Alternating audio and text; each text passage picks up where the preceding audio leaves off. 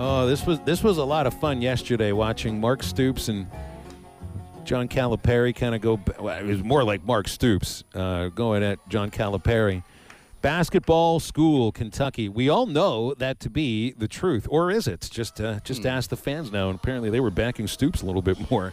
Aaron Torres joining us from the Aaron Torres Sports Podcast and Fox Sports Radio, and someone that knows the Kentucky fan base and the situation there in the Bluegrass State very, very well. AT, good to have you, man. How are you? First of all, great to be back. And they down there have a problem at Kentucky that Arkansas doesn't have. Arkansas is an everything school. You guys just win in everything these days, so you don't have to worry about football school, baseball school, basketball school. But all I would really say, it was one, Phil, I think in our business, like, everybody expects us to always take one side or the other. This guy's right, this guy's wrong, this guy's a jerk. Like, I thought it was a little bit blown out of proportion, but I also thought I understand where Mark Stoops is coming from. He's been fighting this notion since, the moment he got there that nobody cares about football. He's done an incredible job building this up, and he doesn't need the basketball coach saying, hey, don't forget who runs the show around here. And I don't think that was really what Cal was saying. But I do think that I do understand where Mark Stoops is coming from. Like, it's one thing for a Tennessee coach or an Arkansas coach to try to use that against me in recruiting. It's another thing for my own basketball coach to not have my back. So it was one where I got both sides. It's just, you mentioned the situation at Arkansas. Like, it's a love fest at Arkansas. It's not just like it's an everything school. The coaches all act as one sometimes. I mean, you got Dave Van Horn and Eric Musselman on the sidelines for football games. Sam Pittman goes to watch women's basketball and talks with Mike Neighbors before those games. Softball and soccer, softball and football. It's like it literally is in the hog pen, hanging with the boys. That's right. It is a love fest at Arkansas. So when we see this back and forth sniping between two programs, and one of the football players came out and questioned, when's the last time football lost to St. Peter's? It's mind-blowing to see this. I've never seen anything like this before, never mind the fact that at an athletic department as large as Kentucky. No.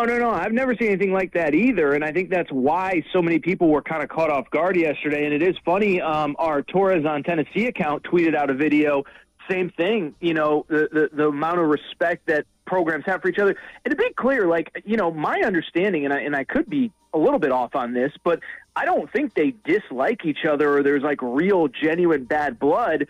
What I will say in defense of Calipari, and I had been told this, was that for years, really, especially when he had things rolling, 2014, 2015, 2016, when he was basically untouchable, there were situations where when it came down to funding, he would kind of sacrifice for the good of the program and basically say, hey, look, we're all good. We're competing at the highest level. Let's help out baseball or football or track and field or whatever.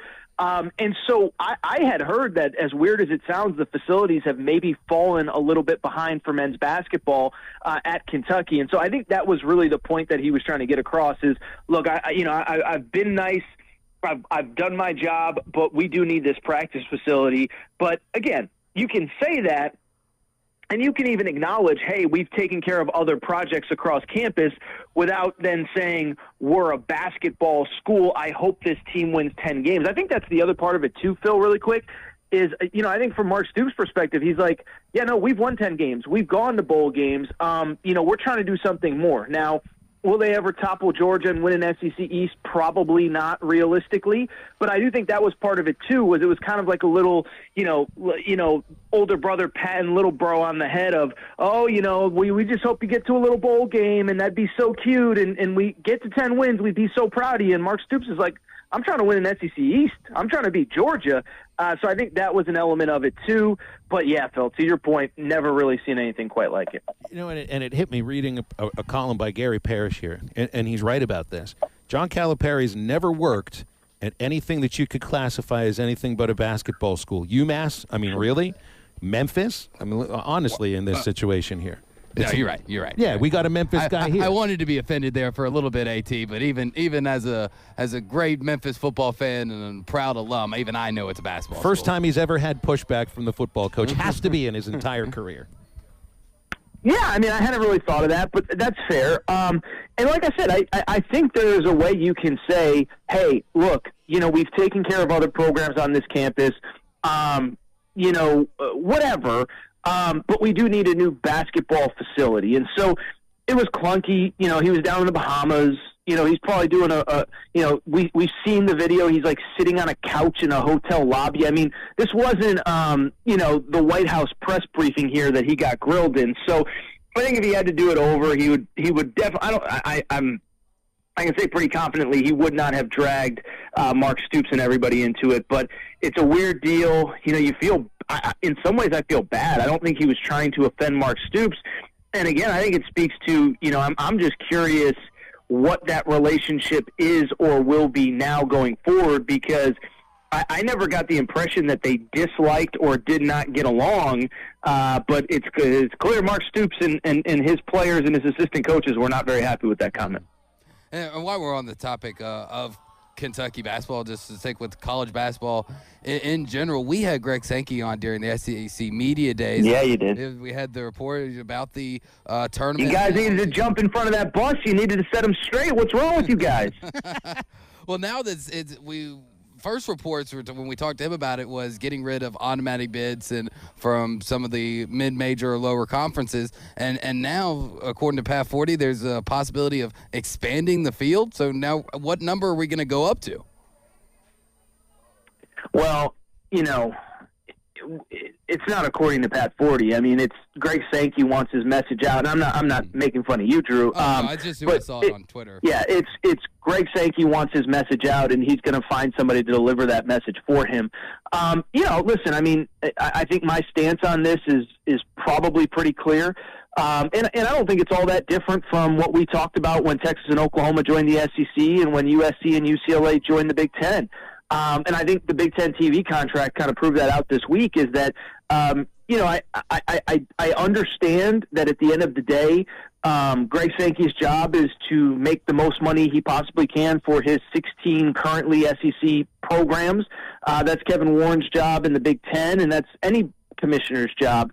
I do think there's a line of demarcation, though, where it goes from you're making the most money possible, but you're also hurting the quality of the product overall. And again, what makes college sports? And it's a lot of, from the football perspective, what we've talked about is, I don't think college football fans want to have essentially a minor league equivalent, NFC, AFC, SEC, Big Ten with 20 teams each. Like, I don't think that's really what college football fans want. Mm-hmm. And I think everybody really kind of just likes the college basketball tournament the way that it is, and whether it is expanding it, whether it is, removing automatic bids so a story like St. Peter's can never be. It's just one of those, like, we don't have to screw this up. Like, everybody's going to make a lot of money off of this, and there's a way to, you're going to make a ton of money off this, just the way that it is. And so, again, I'm going on and on here, but there's a line of demarcation between, you can make the most money, or you can make the most money that you're comfortable making while staying true to yourself. If I have half a second to go on a side tangent here, I think that's what Notre Dame is kind of going through right now, is like, we can make the most money by joining the Big Ten, but do we want to stay true to who we are? Do we want to stay independent? Do we want to play a national schedule where we're playing, neutral site games in New York and LA and Chicago and whatever, or do we want to take the most money? And so, again, unfortunately, I think that's where we've gotten to with college football. I think it's where we're getting to with college basketball. I don't think it's for the good of the fans. I don't think it's for the good of the sport.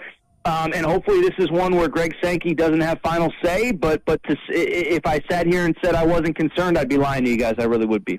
No, there's an opportunity here to get this right, and hopefully it doesn't get screwed up. But that's where I wanted to go with the conversation next, was with Notre Dame, because you brought up the Big Ten and their TV contracts, and with CBS, Fox, and NBC.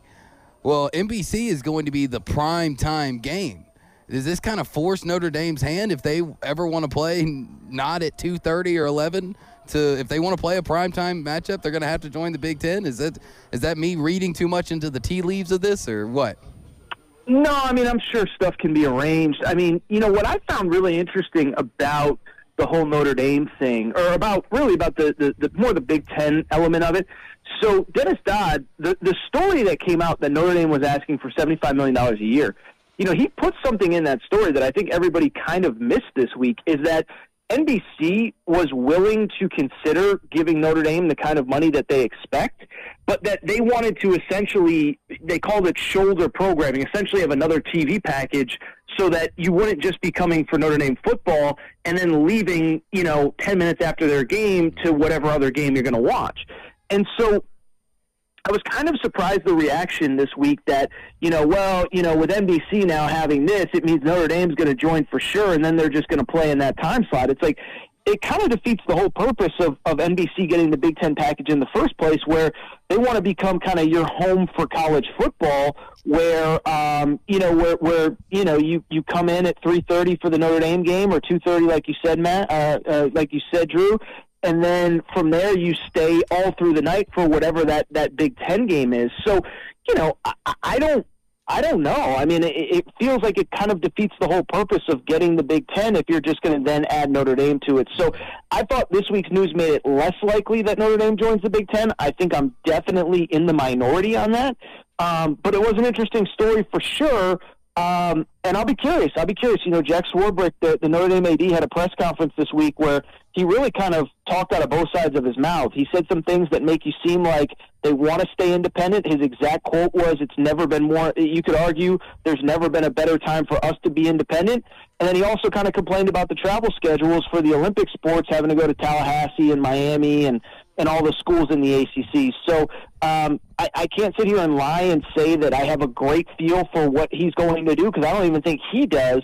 But I do think this week I actually kind of viewed the NBC Big Ten news a little bit differently than most people.